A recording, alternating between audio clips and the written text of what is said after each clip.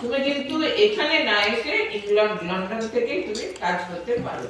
তো মার্গারেট বললেন না, আমি ভারতেই যাব। তিনি কি যে তপস্যা করেছেন সে রবীন্দ্রনাথ বলেছেন না, লোকমাতা। আর বলছেন যে শিবের জন্য তোমার যে তপস্যা সিস্টারের তাই, যখন তিনি স্কুলটা প্রতিষ্ঠা করলেন সেটা মাকে দিয়ে। আচ্ছা, তিনি যখন এই দেশে এলেন তখন স্বামীজি কি করলেন, বোসপাড়া লেনে মায়ের বাড়ির কাছে, প্রথমে চৌরঙ্গিতে ছিলেন, তারপরে বোসপাড়া লেনে তার থাকার ব্যবস্থা হলো। কিন্তু সিস্টার প্রতিদিন প্রায় যেতেন মার কাছে, আর রবিবার তো যেতেনই। গিয়ে তিনি মায়ের ঘরে দরজা জানলা সব সাবান দিয়ে মুছে কাঁচটা পরিষ্কার করে মায়ের জবের আসন পেতে দিতেন। মাকে এত তিনি শ্রদ্ধা করতেন, এত ভালোবাসতেন। মাও তেমনি বলতেন যে মা বলতেন আমার প্রাণের সরস্বতী, এই মার্গারেট মানে নিবেদিতাকে। আর এত বড় নামটা মার্গারেট এলিজাবেথ নোবেল, বলতেন অত বড় নাম আমি বলতে পারবো না, আমি খুকি বলে তোমাকে ডাকবো। খুকি বলতেন, যেমন মা তার মেয়েদের, ছেলেদের খোকা, মেয়েদের খুকি বলে না, মা ঠিক নিজের মেয়ের মতো। যখন প্রথমে এই মার্গারেট আর মিসেস অলিভুল আর ম্যাকলাউড এই তিনজনকে নিয়ে গেছেন স্বামীজি, মানে পাঠিয়েছেন মায়ের কাছে। কেননা যে ভারতের যে আদর্শটা কি সেটা কিন্তু মাকে দেখলে বোঝা যাবে। মা একবারে প্রাচীন ভারতের প্রতিনিধি, আবার নবীন ভারতের অগ্রদূত, দুটো ভাবই মার মধ্যে রয়েছে।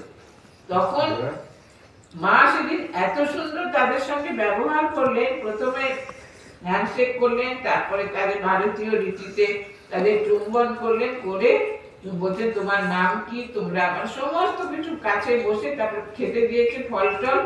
এখন ওরা বলতে আপনি খাবেন না, তখন মা আবার আলাদা পাত্র হলো তাদের সঙ্গে বসে খেলেন। এটা সেই যুগে ছিল অভাবনীয়। স্বামীজি তখন এই রামকৃষ্ণানন্দজিকে চিঠিতে লিখেছেন যে ভাবতে পারো মা তাদের সঙ্গে বসে খেয়েছেন পর্যন্ত। এটা কি অবিশ্বাস্য নয়? মানে স্বামীজিও ভাবতে পারেন যে মা এত সুন্দর। আসলে মা তো জগৎ জননী, মা সবাই সন্তান। মা বলতেন না যে ব্রহ্মাণ্ড জুড়ে সকলেই আমার সন্তান। সেখানে প্রাচ্য পাশ্চাত্য কোনো ভেদ নেই, কোনো বিভেদ নেই যে আমি শুধু ভারতের না, সারা বিশ্বের জন্যই তাদের আবির্ভাব। স্বামীজি ওটা বলতেন, আমি শুধু ভারতের নই, সারা বিশ্বের। সেই ভাবটা দেখুন, এই যে উদার একটা ভাব, একটা মহান ভাব, সেই ভাবটা মা তার এই দৈনন্দিন জীবনে কিভাবে মানে ফুটিয়ে তুলেছেন। তিনি তো সাধারণ একজন গৃহবধূ, তিনি যে লীলা করে গেছেন, কিন্তু সেই যুগে তার কথাই ছিল শেষ কথা। স্বামীজি যে ঠাকুরের সঙ্গে 6 বছর ধরে তর্ক বিতর্ক, পরীক্ষা নিরীক্ষা কত কি করেছেন, কিন্তু মার সঙ্গে কোনোদিন স্বামীজি তর্ক করেননি। মা যা বলেছেন তাই। স্বামীজি যখন বেলুড় মঠ মানে প্রতিষ্ঠার পরে বললেন যে প্লেগের সময় ত্রাণ কার্ডে টাকা পাওয়া যাচ্ছে না, স্বামীজি বলছেন মা এই জমি আমি বিক্রি করে দেব, আমরা তো সাধু সন্ন্যাসী, গাছতলায় থাকবো, আমরা এই জমি বিক্রি করলে যদি কিছু লোকের প্রাণ বাঁচে তো কিসের জায়গা, কিসের জমি? তখন মা বলছে না বাবা, তুমি তো এই জমি বিক্রি করতে পারবে না। জমি যখন তুমি কিনেছো, তারপরে পুজো টুজো এসব করেছো, তো ওখানে ঠাকুরের নামে উৎসর্গ করেছো, আমার নামে সংকল্প করেছো, এই জমি তো বিক্রি করার তোমার অধিকার নেই। স্বামীজি তখন খুব লজ্জিত হলেন, মা আমি কি কাজ করতে যাচ্ছিলাম আবেগের বশে, বলে টাকার জোগাড় হলো। কিন্তু স্বামীজিকে কন্ট্রোল করা মা ছাড়া কেউ পারতেন না। মা যা বলতেন স্বামীজি তাই। তারপর যখন 1901 বেলুড় মঠে দুর্গা পূজা হলো, তখন স্বামীজির ইচ্ছা ছিল যে বলিদান, মানে দুর্গা পূজা তো মানে 7টা চার তো দেবীর প্রিয় 7টা, মানে শক্তির উপাসনা, রুধির মানে বলিদান দিয়ে। তখন বলেছেন বলিদান হবে। মা বলছেন না, বলিদান এখানে হবে না, হ্যাঁ তোমরা হলে সাধু সন্ন্যাসী, সর্বজীবে অভয়দানী, তোমাদের ব্রত, বলি এখানে দিতে পারবে। তার জন্য দেখুন, আপনারা দেখেছেন তো বেলুড় মঠে ওই যে চাল কুমড়ো, আখ, শশা, এগুলো বলি দিতেই হবে। এটা মহাপূজা, তো বলি একটা অঙ্গ। তখন এটা হলো। স্বামীজি দ্বিতীয়বার প্রশ্ন করলেন না যে মা কেন দেবো না, এটা তো পূজার অঙ্গ না। মা বলেছেন দেবে না, এই হচ্ছে সিস্টারকে দিয়ে যখন স্বামীজি এই দেশের মানে মেয়েদের শিক্ষার জন্য সিস্টারকে এদেশে আসলেন, তখন সেই 17ই মার্চ তিনি মার কাছে নিয়ে গেলেন। মা তো তাদের খুব মানে আদর করে তাদের গ্রহণ করলেন। আবার এই 13ই নভেম্বর 1898 13ই নভেম্বর এই বিদ্যালয়, বালিকা বিদ্যালয় 16 নম্বর ঘোষপাড়া লেনে মানে প্রতিষ্ঠিত হলো মায়েরই মাধ্যমে। মা সেদিন ঠাকুরের পূজা করলেন, করে বললেন যে এই বিদ্যালয়ের উপর যেন জগন্মাতার আশীর্বাদ বর্ষিত হয়, আর এখান থেকে শিক্ষাপ্রাপ্ত মেয়েরা যেন মানে আদর্শ বালিকা হয়ে ওঠে। সিস্টার এই কথাটা শুনে বলেছিলেন যে ভবিষ্যতে শিক্ষিতা হিন্দু নারীর কাছে এর থেকে বড় আশীর্বাদ আমি কল্পনা করতে পারি না বলে তিনি খুব খুশি হয়েছিলেন।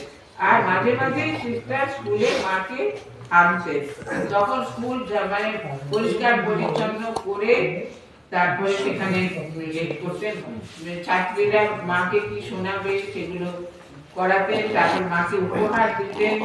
হ্যাঁ, মায়ের সান্নিধ্যে তিনি যেন একেবারে একটা বালিকার মতো হয়ে যেতেন। মা একদিন একটা বসনের পাখা করে বলছেন এটি আমি তোমার জন্য করেছি। তখন সিস্টার এত খুশি হয়েছে, একবার মাথায় টাকাচ্ছেন, একবার বুকে টাকাচ্ছেন, বলতে কি সুন্দর, কি চমৎকার। আর মা বলতে দেখেছো একটা সামান্য জিনিস পেয়ে কি আনন্দ, ঠিক যেন দেবী।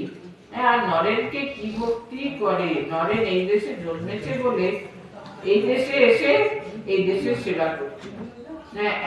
দেশের উপর কি ভালোবাসা, ভারতবর্ষের পুরা কি গুরু ভক্তি, মা এটা বলেছেন। আর সিস্টার শুধু যে সেই ছোট একটা বালিকা বিদ্যালয়ে তার কাজটা সীমাবদ্ধ ছিল তা নয়, সে ভারতের শিল্প, সাহিত্য, ইতিহাস, বিজ্ঞান, যত কিছু, চিত্রকলা, সমস্ত কিছুতে তিনি মানে সব কিছু যেন উন্নত হয়, আবার যেন সে সব মহিমায় ফিরে যায়, এইটা তিনি মনের প্রাণে চাইতেন। ভারতের সব জিনিসই তার কাছে ছিল প্রিয়, সেটা যতই সাধারণ হোক। তিনি দেশি জিনিস ব্যবহার করতেন, দেশি সাবান, দেশি যে মাটির হাঁড়ি।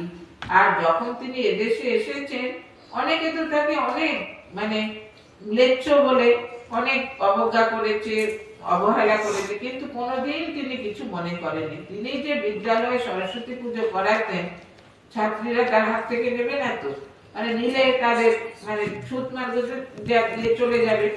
তখন সিস্টার কি করতেন, আস্ত ফল দিতেন মা সরস্বতীকে, সেগুলো পরে ওরা কেটে করে খেত। তারপরে ওরা দেখলো যে সিস্টার আমাদের এত ভালোবাসে, আর আমাদের জন্য কোন সে লন্ডন থেকে এদেশে এসছেন বলে তারা তখন পরের বছর নিজেরাই হাত ধরে সিস্টারকে দোতলা থেকে একতলায় নামিয়ে আনলেন, যে না আপনি চলুন, আপনি আমাদের সঙ্গে প্রসাদ পাবেন।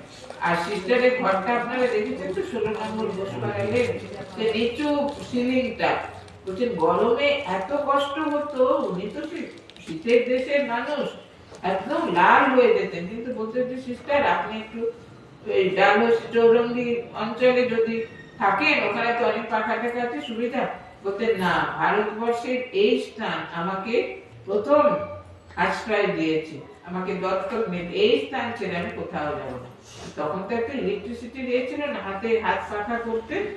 আর সেখানে থেকে যত মানে কলকাতার যত জ্ঞানী গুণী বিদ্বজ্জন, রবীন্দ্রনাথ ঠাকুর থেকে আরম্ভ করে জগদীশ চন্দ্র বসু, দীনেশ চন্দ্র সেন, মানে যত বড় বড় দিকপাল্লা ওই বাড়িতে গেছেন, গিয়ে কত আলোচনা। আর বিশেষ করে ভারতের স্বাধীনতা সংগ্রামে তিনি সক্রিয়ভাবে অংশগ্রহণ না করলেও তিনি পরোক্ষভাবে খুব অনুপ্রেরণা দিয়েছেন। যখন এই ঋষি অরবিন্দকে যে মানিকতলা বোমার মামলায় ধরেছিল, উনি তো জানেন না উনি কি লিখছিলেন।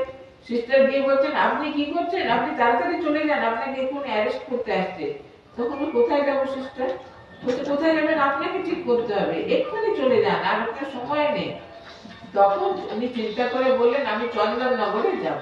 চন্দননগর তো ফরাসি অধিকৃত, ওখানে ইংরেজ কিছু করতে পারবে না, কিন্তু ওনার যে একটা পত্রিকা ছিল কর্মযোগী, সেইটার পরিচালনার ভার, প্রকাশের ভার সিস্টার নিলেন। আর অরবিন্দ